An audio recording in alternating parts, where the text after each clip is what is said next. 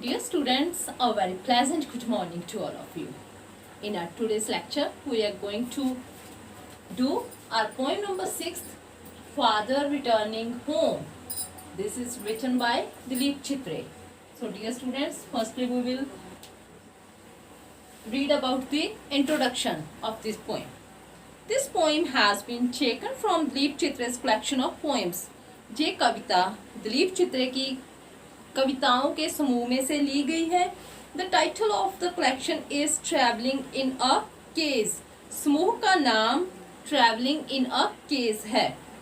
It gives us the picture of a sad old man who travels to work by a local train every day in Mumbai. इस कविता में हमें एक उदास बूढ़े आदमी की यात्रा के बारे में बताया गया है कि कैसे वो अपने काम के लिए दिन प्रतिदिन मुंबई की लोकल ट्रेन में सफ़र करता था. He does not feel comfortable in his environment. वो अपने आज के वातावरण में बेचैन है, आराम महसूस नहीं कर रहा है. He feels lonely even in a crowd. हालांकि वो भीड़ में भी अपने आप को अकेला महसूस करता है. His isolation is seen in his inability to have dialogue with his family or friends. उसका अकेलापन हम उसके अपने परिवार के साथ विचार वटांद्र से, अपने दोस्तों के साथ के डायलॉग्स से हमें उसकी ये अकेलेपन की जो दुविधा है वो दिखाई देती है. He feels uneasy in his present. अपने आज में, अपने वातावरण में वो कंफर्टेबल नहीं है, बेचैन है. So the old man enters into the distant world of the past or into the world of his own dreams. So इसीलिए वह बूढ़ा आदमी अपने पास्ट में चला जाता है, अपने सपनों की दुनिया में वो अपने अतीत में चला जाता है, जहाँ फिर अपने भविष्य में जाता है और वहां जाकर वो जीना चाहता है.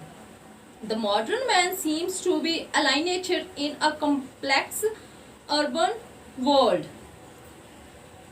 वर्तमान युग का आदमी जटिल शहरी दुनिया से अलग थलग हुआ प्रतीत होता है, अलग थलग होकर रह गया है. सो डियर स्टूडेंट्स, इस पोइम में हमें पोइट ने एक बूढ़े आदमी को उसने अपने पिता के रूप में इस कविता के जरिए पेश किया है कि कैसे वो मुंबई की लोकल ट्रेन से आता है, जाता है काम पे, वहाँ से वापस आता है, जो उसकी कंडीशन होती है, जो उसके माइंड में थॉट्स होते हैं, घर पे आकर वो क्या करता है, वो सारी तस्वीर पोइट ने इस कविता में पेश की है. Let's read it. My father travels on the late evening train, standing among silent commuters in the yellow light. Suburbs slide past his unseen eyes. His shirt and pants are soggy and his black raincoat, stained with mud, and his bag stuffed with books, is falling apart. इन लाइनों में कवि हमें बताता है कि वह अपने पिता के बारे में बात करता है कि कैसे वो मुंबई की लोकल ट्रेन से अपने काम के लिए डेली आता जाता है, डेली घर पे वापस आता है. वह लोकल ट्रेन में खड़े होकर यात्रा करता है और उसके जैसे हम किसी चीज़ को हमारा ध्यान नहीं होता लेकिन बहुत कुछ हमारे आगे से निकल जाता है, इसी तरह से बहुत सारे उपनगरों से गुजरती हुई उसकी ट्रेन जो है वो आगे बढ़ती जाती है. उसके डिब्बे में पीली रोशनी है और उसकी गाड़ी है जो वो बड़े उपनगरों को छोड़ती हुई आगे चलती जा रही है, लेकिन वो चुपचाप खड़ा है. उसकी कमीज और पतलून जो है वो गीली हो गई है, भीग गई है. उसका काला रेनकोट भी भीग गया है, गंदा हो गया है. उसके हाथ में जो थैला है उसमें बहुत सारी किताबें हैं. उन किताबों के वजन से वो जो थैला है वो फटता हुआ नजर आ रहा है. His eyes dimmed by age, face homeward through the humid monsoon night. Now I can see him getting off the train like a word dropped from a long sentence. He hurries across the length of the grey platform, crosses the railway line, enters the lane, His chappals are sticky with mud, but he hurries forward. कभी बताता है कि उसके पिता की आंखें जो है वो बुढ़ापे के कारण कमजोर हो गई हैं। मध्यम प्रकाश में वह गीली हुई मानसून की रात में वह अपने घर को देखती है। कभी देखता है कि उसको अपना पिता गाड़ी से उतरता हुआ नजर आता है। जब वो गाड़ी से उतरता है तो उसे ऐसा प्रतीत होता है कि जैसे कोई शब्द एक पूरे वाक्य से अलग हो गया हो। उसके जल्दी से वो स्लेटी रंग के प्लेटफॉर्म की लंबाई को निकल जाता है। वो रेलवे लाइन को पार कर जाता है और तंग गली में आ जाता है जहाँ पे उसका घर है। उसकी चप्पल जो है, उसके जो स्लीपर है वो चिकड़ से गंदे हो गए हैं, फिसलन वाले हैं, लेकिन वो जल्दी से घर वापस आ जाता है। Home again, I see him drinking weak tea, eating a stale chapati, reading a book. He goes into the toilet to contemplate man's estrangement from a man-made world.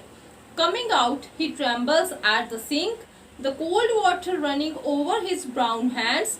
A few droplets cling to the graying hairs on his breasts. घर में आकर कभी बताता है कि घर में आकर वो एक हल्की सी चाय लेता है, बासी रोटी खाता है और एक किताब पढ़ता है। फिर वो वॉशरूम जाता है। वॉशरूम में जाने से जब जाता है तो उसके दिमाग में वो ऐसे सोचता है जैसे कि इस मनुष्य, परमात्मा की बनाई हुई दुनिया को मनुष्य ने मनुष्य से कितना अलग कर दिया है।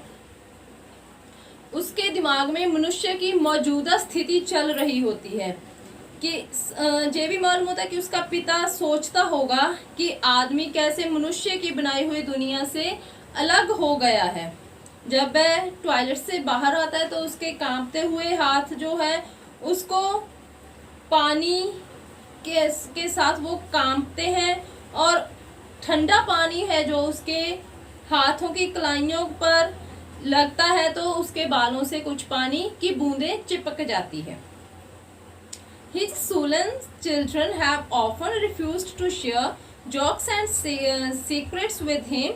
He will now go to sleep, listening to the static or on the radio, dreaming of his ancestors and grandchildren. Dreaming of his ancestors and grandchildren, thinking of nomads entering a subcontinent through a narrow past.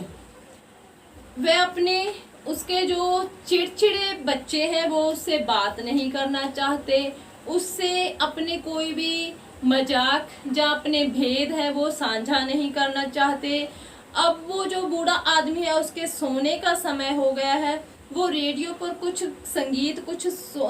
संगीत सुनने की कोशिश करता है लेकिन उसको शोर ही सुनाई देता है।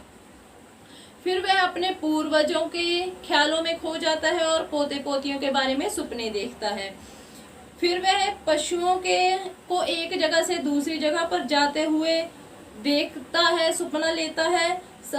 ऐसा मालूम होता है कि जैसे खानाबदोश जो लोग होते हैं पहाड़ों के तंग रास्तों से होते हुए एक उपमहाद्वीप में प्रवेश करते हैं, ऐसा उसके पिता को प्रतीत होता है। वो ऐसा सपना लेता है क्योंकि मनुष्य तो मनुष्य के बनाए हुए समाज में ऐसे जी रहा है जैसे कि उसको कोई जानता ही नहीं है।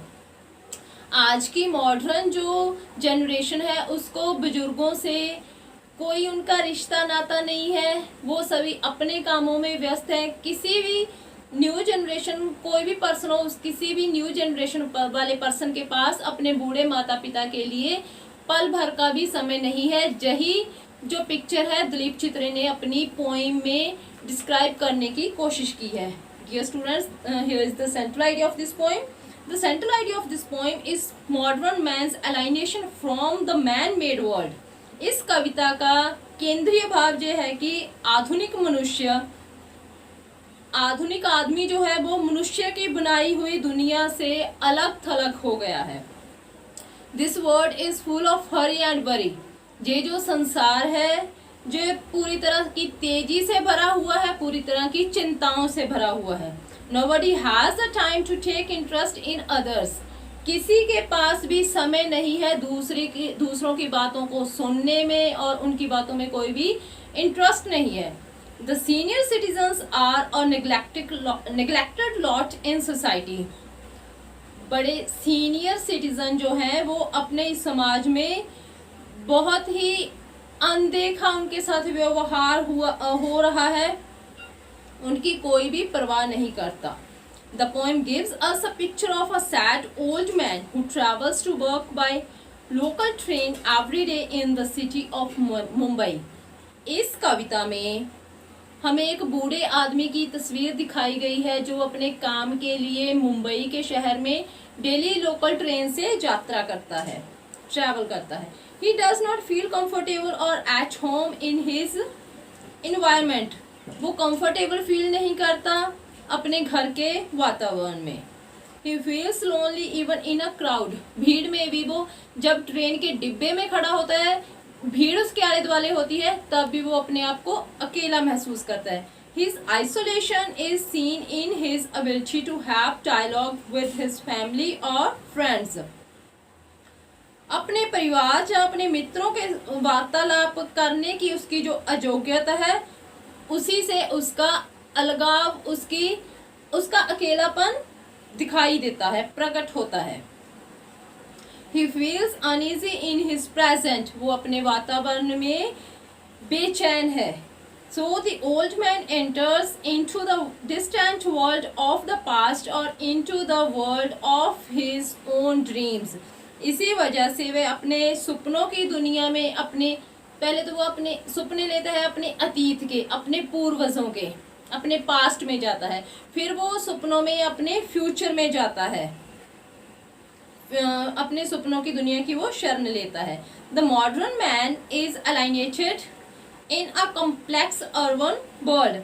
आधुनिक काल का आदमी जटिल शहरी दुनिया से अलग थलग रहता है, किसी को किसी की कोई परवाह नहीं होती, हर पर्सन अपनी लाइफ में मस्त है, किसी भी आदमी के पास किसी और के लिए बिल्कुल भी समय नहीं है। So dear students, this is the central idea of poem father returning home.